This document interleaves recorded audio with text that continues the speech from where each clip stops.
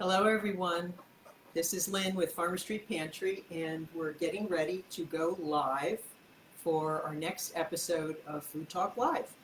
So please settle in, relax. I think this should take about 20-25 minutes or so.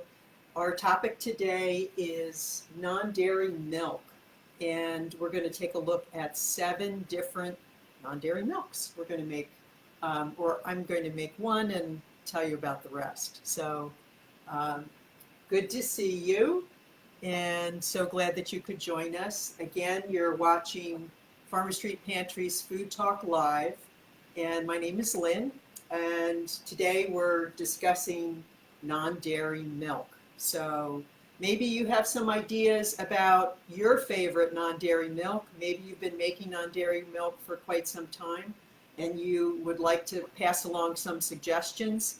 I will try to be able to respond to them. You can always message us, send me an email, farmerstreetpantry@gmail.com or lynn@farmerstreetpantry.com. So please, I would love to hear from you, and this is a conversation, so comment below if you have anything that you want to add to the conversation. So would love to hear from you. So again, this is Lynn from Farmer Street Pantry, and we are just about 45 seconds away from getting the broadcast started. So thanks so much for settling in. It's a beautiful day today, so I hopefully it is where you are, and I really appreciate you settling in with us so that we can talk about non-dairy milk. So we've got it. Thanks so much for showing up. Okay, well, you know what? I think we should get started. So again, welcome. Thank you for showing up today for Farmer Street Pantry's Food Talk Live. Today we are covering non-dairy milks. There's a world of non-dairy milk. If you go to the store, you'll see many, many different kinds that you can purchase. It's exploded in the last few years, so it's really quite phenomenal. It wasn't until recently that I started making non-dairy milk because it was so easy to go to the store and pick some up. And it was consistent, but I purchased a Vitamix a couple years ago, and that has changed a lot of things in terms of cooking. But you don't need a Vitamix to make non-dairy milk. You can do it in a blender. You could do it in a food processor, but I think because of the shape of the work bowl, a blender is better. I'm just demonstrating today on the Vitamix. I also have a blender. So probably most kitchens do have a blender, but I'm sure a food processor would work as well. So anyway, maybe you buy quite a bit of non-dairy milk. That might be, this is oat milk, it might be almond milk, but there are many, many varieties. We're going to go over 7 today. So 7 different non-dairy milks, and we're going to give a nod out to a couple of others. If you have a favorite one, let me know, okay? And you know, and I'll try to respond to it. Okay, so what I found was that I started doing oat milk. So that's what we're going to start with because it's the easiest, I think. It has the least number of steps to it, and I can use the remainder for my oatmeal. So that's what we're going to do right off the bat. So we need 3/4 of a cup now of oats. Now there's a basic ratio that I found of base to water, and that if you want to make about 3 to 4 cups of roughly 24 ounces, you need this ratio. If you want to, you know, you can change it. You can increase it to a cup and 4 cups if you want over a quart. So it depends on what your needs are. Probably the first thing you should do is make sure you've got a container ready to put your milk in. Recently, I've noticed that in the tomato puree, canned tomato section, they have some wonderful high-end purees that come in these bottles, which kind of look like milk bottles. So I've been grabbing them, and I have several of the milks are stored in them, and they're nice, they're tall, fits easily in the refrigerator. Been using those. So get your container. Other equipment that you're going to need along with your blender will be some kind of cloth or straining apparatus to strain your processed water and base through.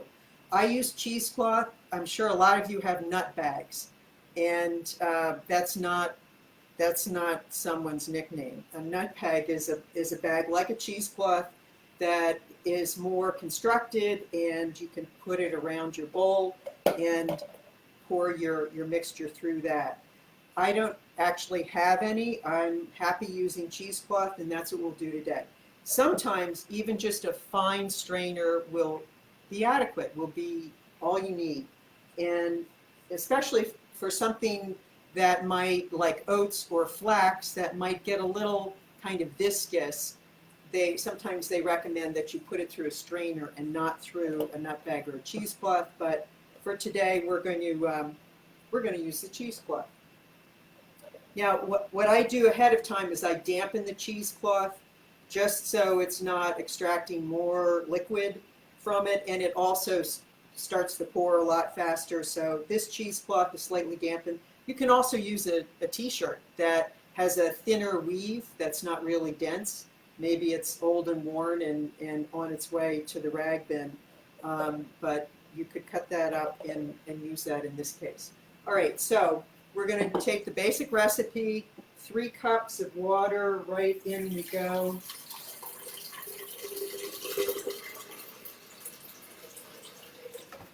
Okay, and I put the water in first because then things don't get caught up down here in the blades. So water, 3/4 of a cup of oats, and we're good to go. Little noisy now, so we're going to blend this about 30 to 40 seconds. That's all you really need for oats. Otherwise, it, as I said, can get a little viscous, also called slimy. So let's get going. Put it up to high.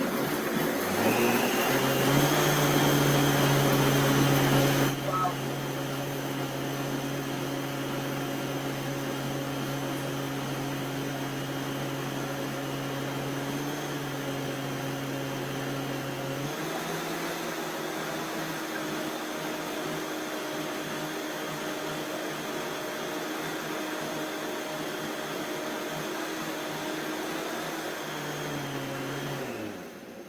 I'd say that's enough. Okay, so I used rolled oats today. You can use steel cut oats. I've used them in the past, and it seems to be fine. Run it through a little bit longer, but rolled oats, a lot of the work is already done for you. Okay, so we're just going to pour this through.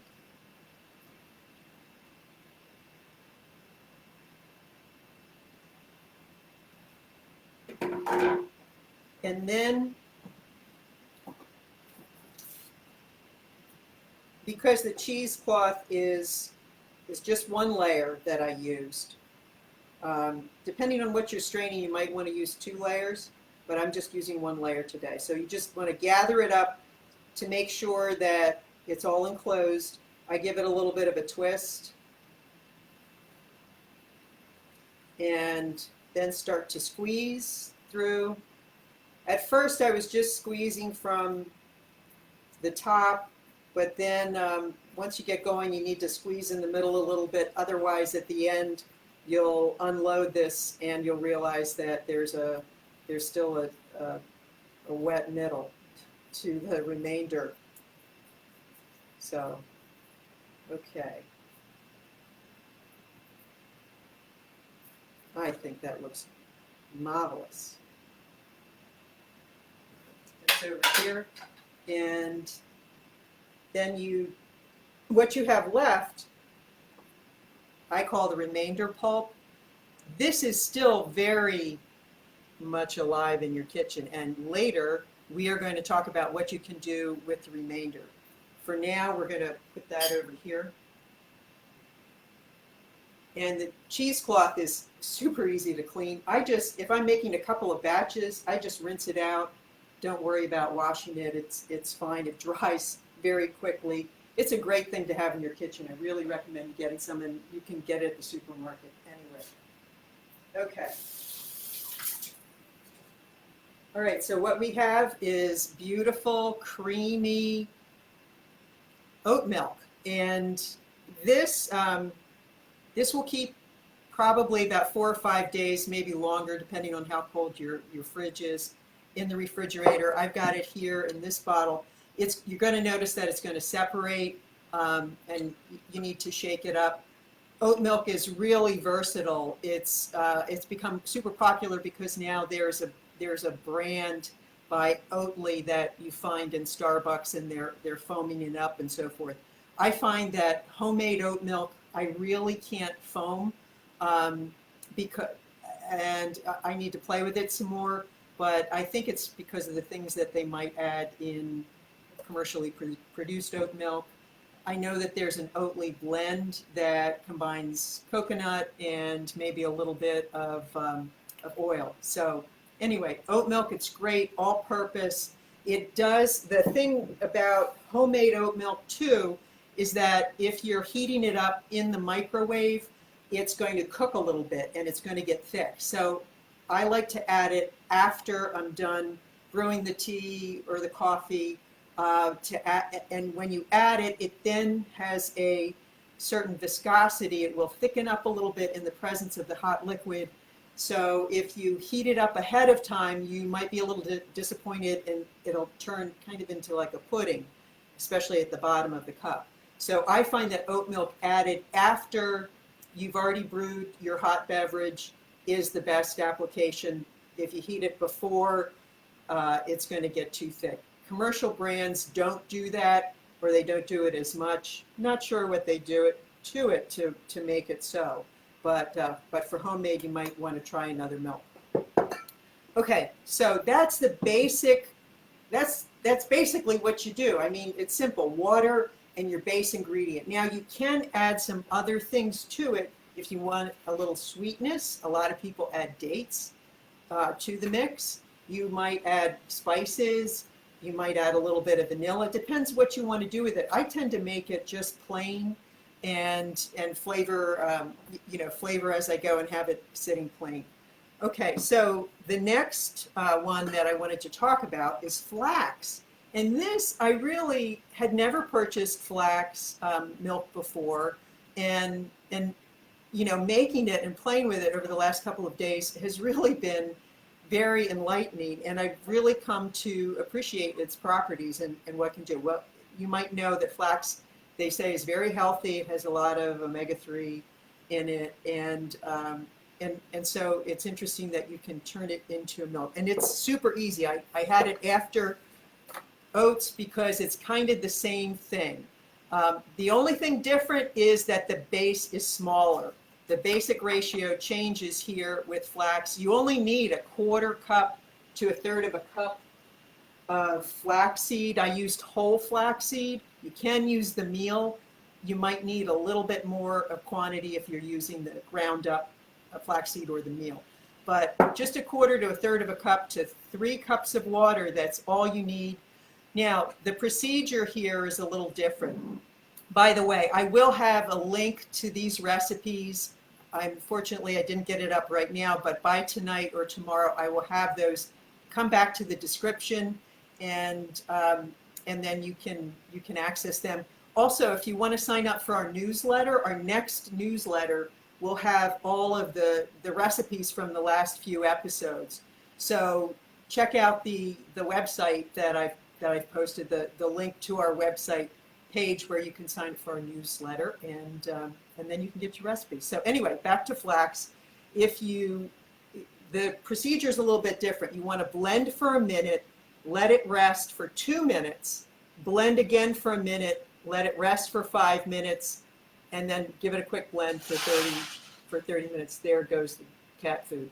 And I think that the reason to do that, they want you to do that is because flax, as you know, is, or maybe you don't know, but it's a substitute for eggs, and it has a very gelatinous quality. And I think the multiple blendings and restings combine it so that it's a little more uniform. So anyway, so that's the technique, and it seemed, I tried a couple of times and it seemed to work very well. Flax, because it is an egg substitute, I have been using it in baking and starting to experiment. If you have any recipes that that you think, I'm going to check and see if any of you are commenting. If you have any recipes with flax milk or any of these milks, you know, I would love to hear about it. I would love to do some more experimenting with flax milk, and it's super easy. There's no overnight soaking. You just get it going. You just have to blend it a few times. So oat, flax, very, very simple. Okay. Next is the ubiquitous, always popular rice milk. So all of these, again, you're going to need to shake them because they do separate. But rice milk, also very easy. A little bit more time because you just have to soak the rice overnight. So, or actually you don't have to soak it overnight. You just soak it a couple hours in hot water. I'm reading my own recipe cards. You can soak it overnight, which is what I did, but also just soak it for a couple hours in hot water so the kernels are tender, and then you're good to go. Zip it up just like you saw, strain it, and voila, rice milk. Rice milk is, to my taste, is kind of thin, but I'm sure that there are lots of really great applications where rice milk is best. If you know what they are, let us know. I'm sure if you have if you're recovering from gastrointestinal distress, this might be a good way to go for you. Okay, next up is open sesame. Sesame milk I've never made before, and it was a lot of fun, and it's delicious. The sesame seeds come in different, you can get them hulled or with the hull or white or brown, so there can be a lot of color variation. This came out a little bit dark, but sesame seeds are something that you could very well have in your pantry. Please do not buy the little jars in the supermarket. I love my supermarkets, but sometimes it's crazy expensive. You can get large amounts. Go to an Asian market, an ethnic market, farmer's market, and look for larger volume. And you can keep it in the fridge. It'll stay fresh. You can make milk. If you make milk with it on a regular basis, it's you'll go through it. But for spices, for seeds, for nuts, go to ethnic markets because the price is so much better. I could not believe how much cheaper the sesame seeds were the last time. So sesame milk, I'm going to try. It has a great viscosity. It separates really quickly. But I'm going to try this in ice cream. I'm going to do a sesame and date ice cream, I think, maybe for this weekend. Serve that with a pistachio cake. That might be nice. So great flavor. Only thing with sesame is you just need to soak the seeds overnight. Otherwise, you're good to go. And blend it a minute, so longer than the oat milk, so that you can extract everything. So simple sesame, really tasty. All right, now, almonds. Almond milk is wonderful. It's probably the most versatile. It's great in cooking something that's creamy. It's great in baking. It's great in your coffee. It's not going to get thick if you heat it up ahead of time. And it's so versatile. It's it's almond, so it's a little more expensive. But again, source your nuts from a good spot, and it won't be too expensive. So I wanted to show you, now almond milk is something that you can froth ahead of time. I think a lot of the other ones you really can't. A lot of the other milks, You can't unless it's had some additives mixed in. But almond milk is great, and I'm going to do a little demo. This is obviously a little press, coffee press, but you can use it as a foamer. We don't have a foamer here, but maybe some of you do, or they're all different variations. They have wands that have batteries on the one end and a little disc on the other. But this is an easy way to do it. We're going to do it with our almond milk here. So just pour in a half a cup-ish of almond milk, and there's a nice little bit of fat separation going on at the top. When you foam, now I'm foaming the milk when it's cold, and that's probably the doing it this way. That's what you have to do. You actually will get foam in the foamers. Obviously, you're using steam to do it, but you can do it this way.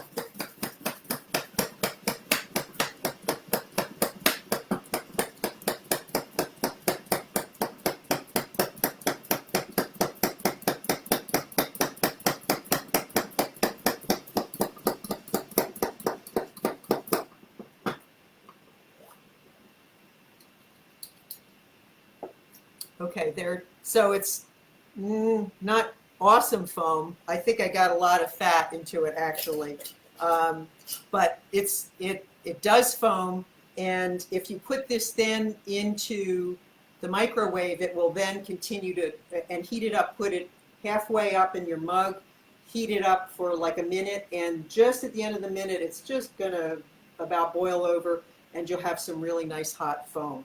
So so that's a nice application for our friend almond milk.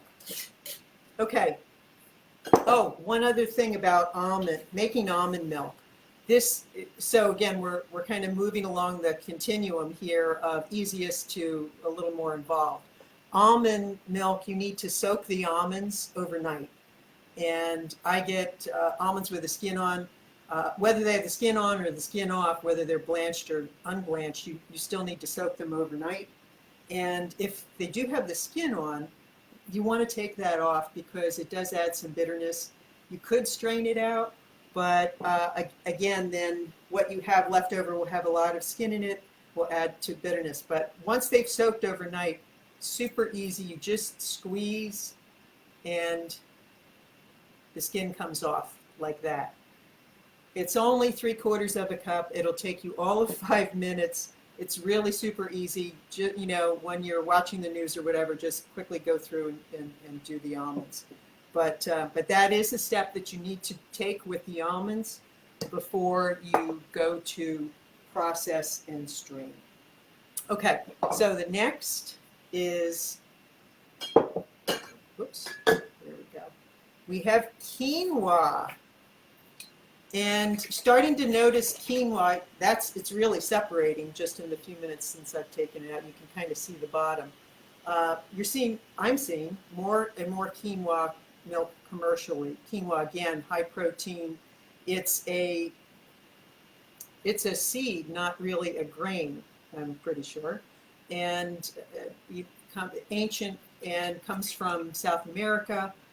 Very, very good for you. And it has a wonderful nutty smell, bouquet, and a great flavor.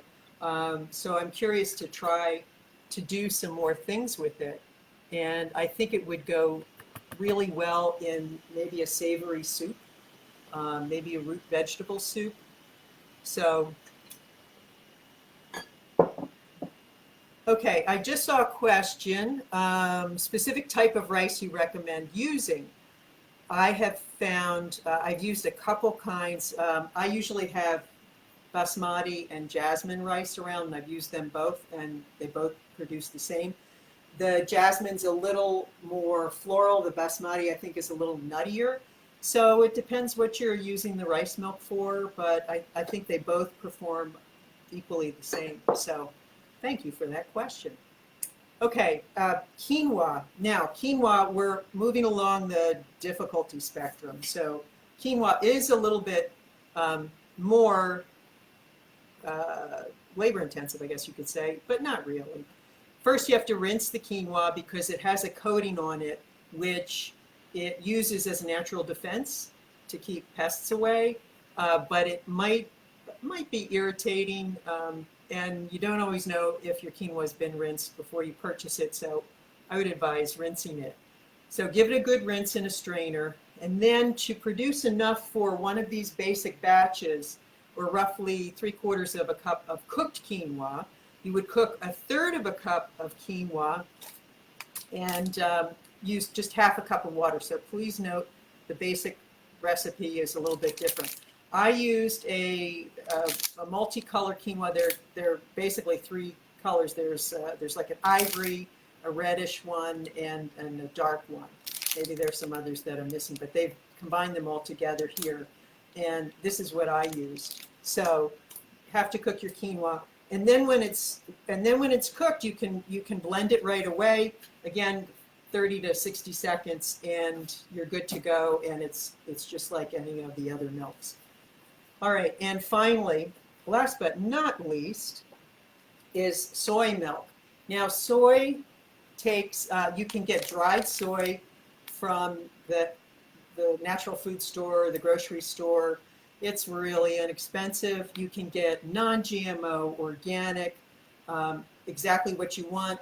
They recommend yellow soy or white soy. So that's what I have yellow here. And soy, you need to soak it overnight. And that's what I've done. Also need to remove the skins. You can, after soaking, you can take like a potato masher. They have fancy things that you can do, but just take a potato masher and then rinse these little hulls away that come off. Or you know what, if it doesn't bother you, then just throw it right in and blend away. So after you remove the skins, you want to blend for 1 to 2 minutes, a fairly long time. Strain it, but then this is where there's another step. You have to cook the liquid for about 20 minutes because soy is a legume, and you will give yourself some gastrointestinal distress if it's not fully cooked. So check the liquid, put it in a big pot because it will boil up, and it might spill over. So make sure you cook it in a big pot. There's the voice of experience talking to you right there. 20 minutes, and then cool it. I think it will form a skin on the top. You might want to kind of peel that off, or it'll strain out, but you probably want to strain it again. So soy requires soaking, skinning, cooking, well, soaking, skinning, processing, straining, cooking, straining, and then you're good to go. So it is a little more labor intensive, but it's a very nice product at the end, and it's also very versatile too. So doesn't have quite the same problem with becoming gummy and pudding-like when you heat it up. So I think all of the kind of cooking helps eliminate some of that. So anyway, I just want to give a couple shouts out to 2 things that I haven't discussed, which is coconut milk. And I have some here. I have so much coconut milk in my basement because I'm using it in product development that I decided not to do it. But you can, the same thing with coconut, you have to soak it a few hours beforehand, run it through, and you have some of your own homemade coconut milk. Cashews. Cashew milk is great. Cashews, you do need to soak a little bit ahead of time, maybe an hour or 2, I think. You might, or you could do an overnight soak. And very simple, just process through. So that's another really easy one to do. Okay, so if there are no other questions, I want to show you what I came up with for what you can do. Remember the remainder? We have some right here from the oats. This can start to, don't throw it away. After, a week or so, you might find yourself with a couple cups of this, of all different varieties. So what I decided to do was to try to come up with some uses for it. afterwards. Now, my friend Molly, who has an almond cow, which is a great machine. It if you want it all in one kind of straining system, you just put the ingredients in, turn the almond cow on, and out comes the milk. But again, you have the remainder, and she said that she puts it in her granola. She makes homemade granola, which I think is a great idea. So I wanted to explore some other things too. So what I did was I found that you can take the remainder and add some other ingredients, add some regular flour and some kind of fat, whether that's oil or butter or vegan butter, and some seasonings, and you can get a variety of things. So the first thing I made was crackers. And here's a cracker recipe. Again, check back and I'll have this, or sign up for a newsletter and you can get this. But made these crackers with sesame seeds and poppy seeds on top. Very easy. I also made a pizza crust, and that was very simple. This is about 3/4 of a cup of the pulp and some flour, baking powder, salt, olive oil, and I used a little nutritional yeast. And the flax seed milk has been great. It's in all of these baked goods. I use the flaxseed milk because, again, of its binding properties. So crackers, pizza. I also did some cookies. Again, kind of following the same thing. You just adjust some things. I added some flour to the remainder, and coconut oil and butter, and baking soda, some sugar, and one is chocolate chip and currants, and then the other is an apricot jam thumbprint cookies. So, and they're tasty. These have soy, rice, and some flax meal in it as well. And then finally, I made a tort. I did a non-dairy remainder tort, and this is a pie crust. And I filled it, I had a whole bunch of cherry jam. I filled it with jam, and then I did a lattice top of, I took some almond paste and added some flax milk to it and a little flour and sugar, and then piped that out on the top. So again, I'll have these recipes for you. You can also message me if you want via Facebook, or send me an email. All right, well, that's really it. I hope that you learned something, and thank you so much for spending such a wonderful day with me for just a little bit, and really appreciate it. So again, be in touch. If you like this, please share. If you learned something, send us your comments, any recipes. Sign up for our newsletter if you'd like to get more. Thank you so much. Be happy, be well. Great to see you, and we will see you next time. Bye-bye.